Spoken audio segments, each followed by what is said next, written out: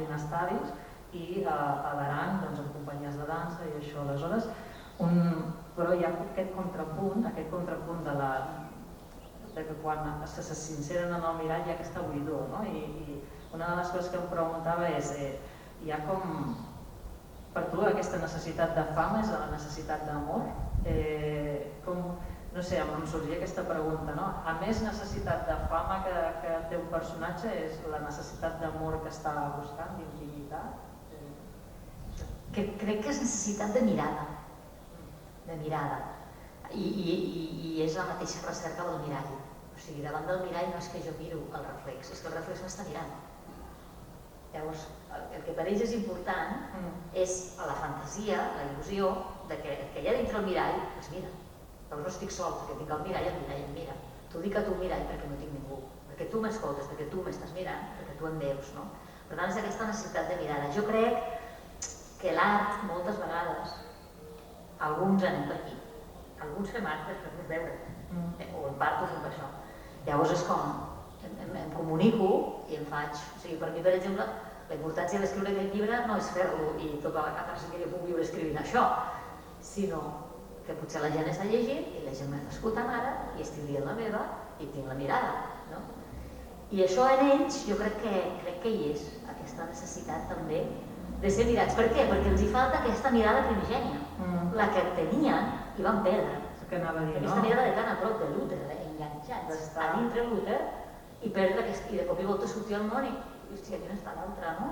Llavors, crec que quedarà una necessitat de mirada. Jo de tota manera també crec que l'art en general, no sé si és trist o és bonic, però crec que moltes vegades els que necessitem l'art per comunicar-nos, sigui música, pintar, ballar, escriure, de vegades és perquè l'art ens ajuda a fer processos que necessitem fer i que són emocionals, que potser els ha de fer tothom, però que és una manera de canalitzar, no? També hi ha aquests estan com molt necessitats.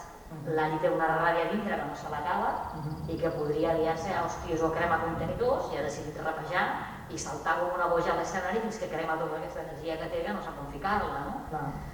I clar, quan està a l'escenari tots estan pendents també de la gent, no? Ell, per exemple, quan està a l'escenari mira els ulls de la gent i veu les conques oculars les veu buides, perquè per més que el mirin, ells no l'estan mirant. No sent la mirada, li falta la mirada. Sí, no sent com que realment l'estan veient completament i tal com és i acceptant el seu cos, que és una cosa que també toquem molt, a la cos i més sent ballarí i amb aquesta realitat que té, amb el braç i tot, realment. Quan tocaves això, amb el tema que siguin tan joves, els protagonistes i aquesta necessitat, em sorgia el fet de si estan també com aquesta necessitat d'estar tan exposats a les redes socials, que és una cosa de molt joves i tot això, i si ho veies també com una conseqüència, que pot tenir unes conseqüències d'estar desvinculats i alhora tan necessitats. En ella sí, en ella segur, en l'Ari segur. En temes xarxes socials és importantíssim, ella està fent el que sigui i està pendent de si penjarà aquesta foto, de quants likes tindrà. Estic pensant... Jo també. Molts d'aquí estem pensant ara en l'escriptor perquè és una... Sí, a la classe. S'ha connectat. S'ha connectat alguna cosa. Però ella segur, ella, clar, aquesta mirada de les xarxes se suma. Clar, ella és com molt més famosa, podríem dir. Sí, els estadis, no? Sí. Hi ha un moment de viatge, no? I aquesta cosa dels likes i del fer veure també a les xarxes. Ell jo crec que necessita una mirada més íntima. Els dos necessiten una mirada íntima, però ell va més cap a la intimitat i ella va més cap al fet públic, no? Cap a l'extern. Sí.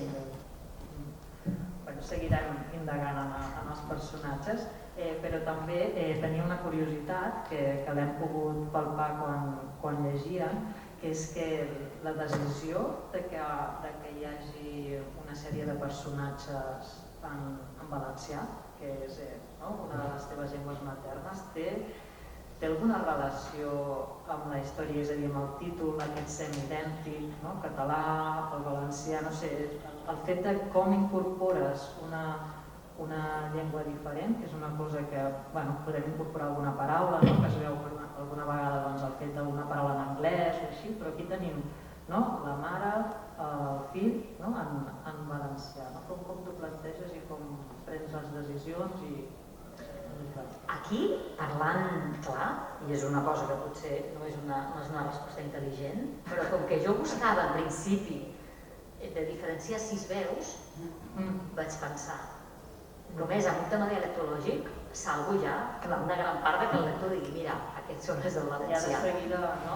Sí, jo crec que la primera idea surt per aquí, però per què em ve tan ràpid aquesta idea? Perquè clar, jo soc valenciana, però porto mitja vida aquí, els orígens els tinc allà, i això és un tema meu també, que és molt constantment i que és emocional, i que per tant, clar, aquest Boston, Califòrnia, per mi bàsicament és València-Barcelona. I València-Barcelona, no? I el meu germà que és ballarí, on és? Qui ho endevina? A València. El meu germà és ballarí. Jo no rapejo, però falta poc. I llavors, clar, no és l'única novel·la meva que tracta temes d'identitat, en el qual la identitat està separada de Barcelona-València. Una altra novel·la podria ser, per exemple, Digueu Mejú, que és juvenil i també tenim el tema València-Barcelona. I tampoc és l'única novel·la meva on els dos dialectes hi conviuen. I m'anava de conya perquè, tal com tu dius, d'alguna manera aquestes dues llengües són semidèntiques. Perquè no estem parlant de castellà i català o de català i francès. Estem parlant de català-valencià, que és com la mateixa llengua, amb 4 lletres diferenciats, i això és com ser idèntic. De fet, a més, els 2 primers capítols que ha llegit la Mònica, si us hi fixeu, que són molt breus, i són calcats. Un és català i l'altre és valencià, i un parla de rapejar i l'altre de ballar, però diuen exactament el mateix. És més, que no surti d'aquí això, apaga el vídeo, que és broma. No, però és més, està escrit primer el d'Herari, copiar, enganxar i fer canvis. O sigui, realment són semidèntics, o sigui, no està escrit de nou, el segon capítol és el primer tunejant. Hi ha una intenció molt clara. Expressament, clar. I passa més vegades, és a dir, quan jo em vaig plantejar el tema de les 6 veus, clar, hi ha una veu que sempre monologa, hi ha una veu que sempre narra d'una manera molt més explícita. Hi ha una sèrie de qüestions estilístiques que diferencien les veus, però entre les veus de l'Ari i de l'Aran l'única diferència és el dialecte. Per la resta són iguals. Sempre que parlen l'un i l'altre podem veure que és el mateix to, és la mateixa manera de veure el món i només canvia el dialecte, perquè està posat al servei que siguin semidèntics. I a més és això que trobo molt divertit per mi, per fer-ho. És com dic, que bé s'ho deu haver passat, Jo sí. Fent això.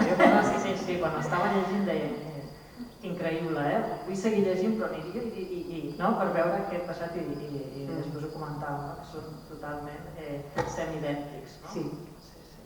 Hi ha aquesta curiositat, ja l'he matat el tema del valencià, que tenia així com el tema, però penso, jo he anat llegint en les diferents novel·les i hi ha un tema que apareix moltes vegades, que és el tema de la maternitat. La maternitat, per exemple, jo el recordo, vaig llegir el llibre Parèntesi Esquerra, i aquí la maternitat jo el vaig veure tractat com no oníric, no sé, com una cosa molt visceral, amb unes imatges molt concretes, amb molt de dolor, per mi ho vaig... El parèntesi. El parèntesi esquerra, no? I aleshores aquí, en aquest llibre hi ha com molta varietat, molts personatges diferents que tracten el tema de com ser mare o què és ser bona mare, no ser bona mare, vull dir, molta diversitat, no vull fer spoilers, però sí que tenia la curiositat si per tu, per vivència, per tot era com una mica a través de l'experiència poder mostrar diferents maneres de ser mare sense jutjar, no? Com obrint una mica, perquè a vegades és com ens pensem que ser mare ha de ser incondicional d'una manera, i aleshores era una mica que m'havia agradat molt aquesta posició d'obrir mirada, no? De l'instint o no, o com... Clar, perquè en el parèntesi esquerra és molt com la meva primera maternitat. És parir, i què vol dir parir, i què vol dir tenir una nena que abans no hi era i que de cop i volta depèn tant de tu, i clar, és molt més lírica en aquest sentit i més angoixant també. Ara, doncs jo diria gairebé com per sort, no? I com ha-li transcendit això, no sé, que sigui jo, però com que em queda ja una mica més lluny aquest primer impacte tan bèstia de la primera maternitat, i puc mirar una miqueta més enllà. I em puc posar amb la pell també d'altres mares. El tema de la maternitat travessa la meva obra des del llibre primer. El primer llibre meu es diu Mares. La primera paraula del títol és Mares, coma.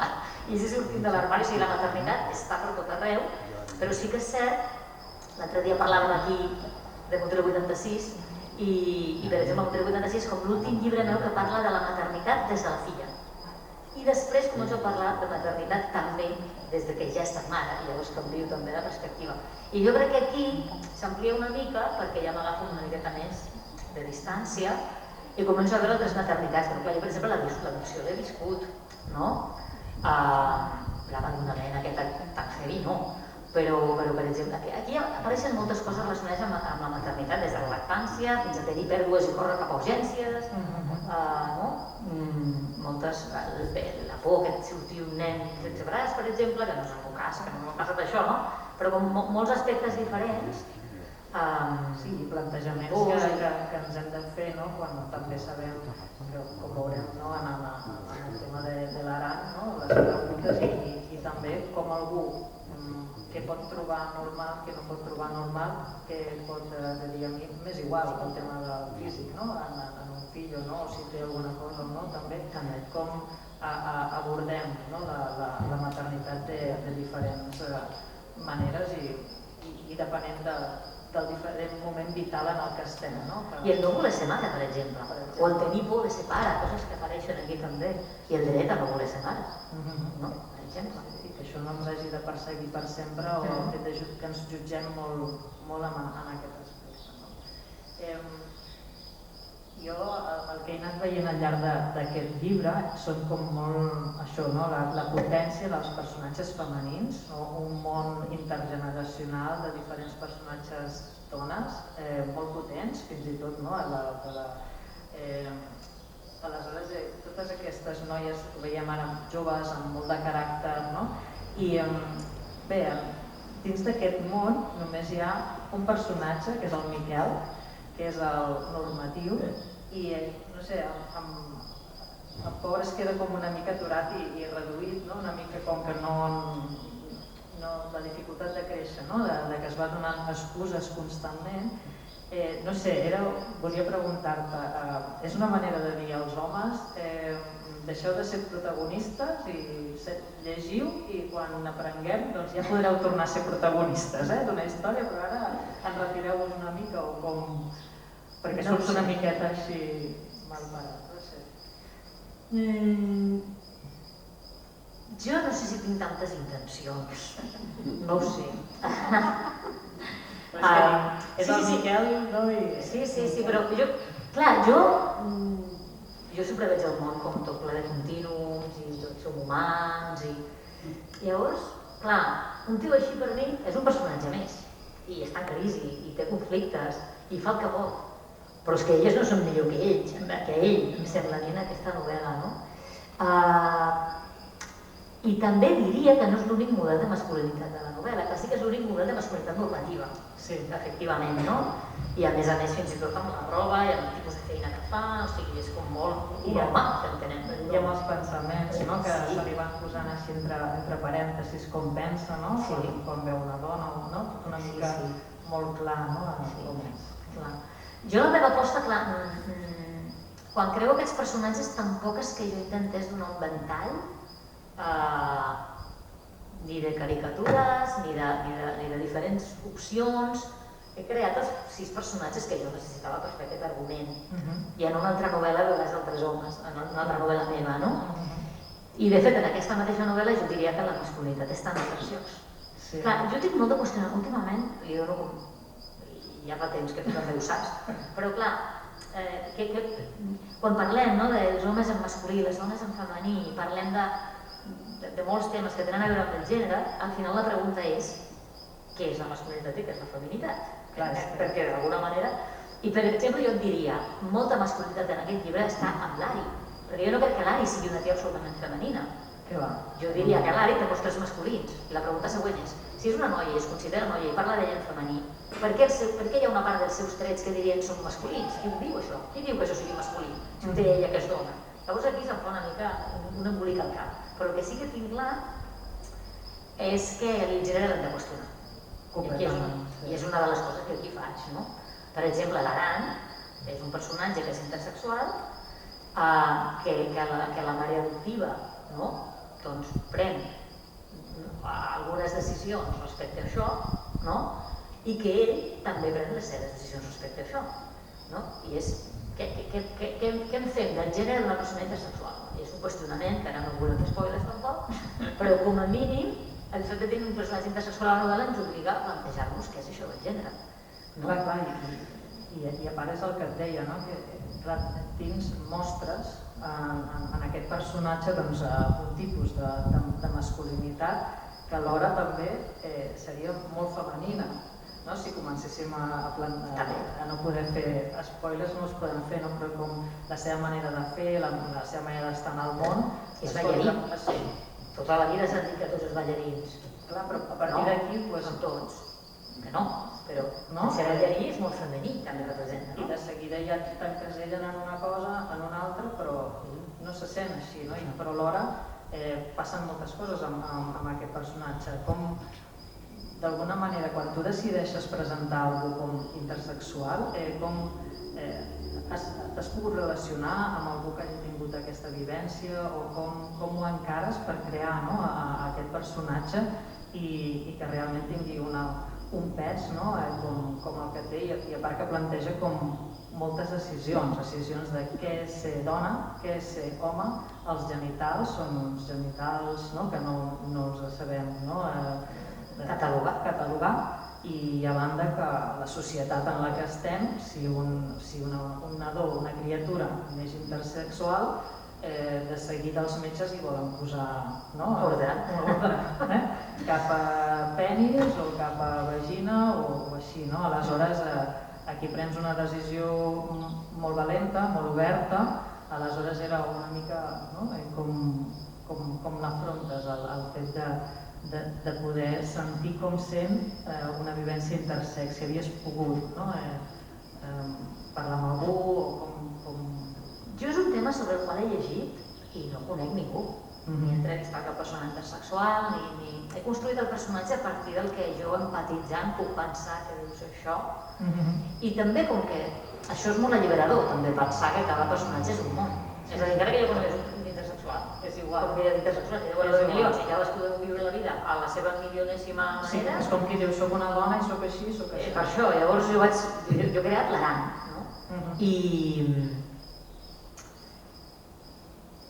i el que m'emportava per mi, o sigui, clar, la Manuela, per exemple, embarassada d'aquestes dues criatures, quan li venen a dir al principi, portes un nen i una nena, la primera reacció és, ai, la parelleta. La parelleta. Ja està, perfecte. Ja ho hem fet. No? Ja ho hem fet tot. Amb una. Si tu tens 2 embarassos, tu què vols? El nen i la nena. I en ordre, no? Sí o no? Clar. I llavors, embarassada de nen i nena, i l'hem clavat a la primera. Perfecte. Aquest és com l'imaginari de la bessonada, que són nen i nena, no?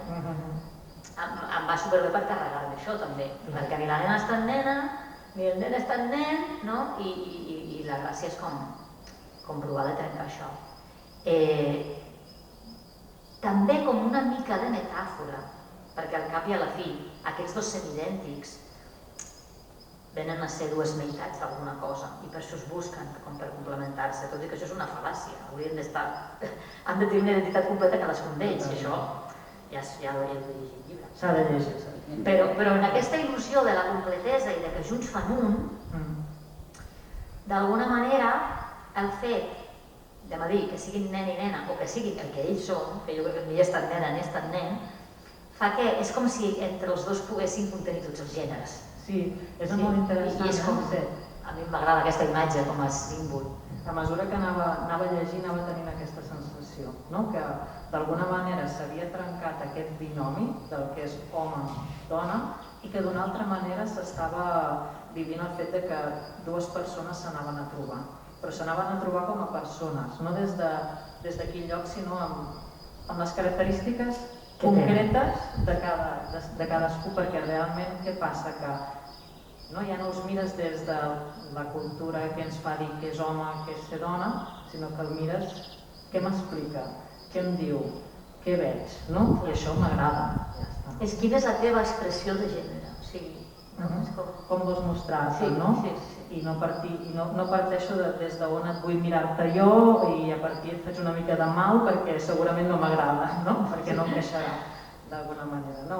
Ja et dic, aquest personatge a mi m'ha agradat, no? Perquè no acostumem a poder llegir de l'existència de persones intersexuals, no? Aleshores, mica en mica ja va sorgint, no? I això em va agradar molt. També, disculpa que afegeixo una cosa, m'agrada el fet que aquí el gènere queda contangencial. És a dir, que la novel·la va d'una altra cosa. I és intersex, però podria no ser la novel·la, a mi em funciona igual. És a dir, és un afegit i és com... També té un punt com de normalitzador en el sentit que jo poso personatge intersex, o podria posar el gènere que fos, i la novel·la funciona. La novel·la no va d'això. La novel·la va de que ens estem buscant, ens trobarem o no. Aquest és el conflicte narratiu. Llavors és com... que no posar tota la mirada i tot el conflicte sobre la intersexualitat, sinó que això és una de les coses una característica. Passen de la mateixa manera que també els dos personatges, com que també a nivell d'orientació sexual els agraden diferents realitats.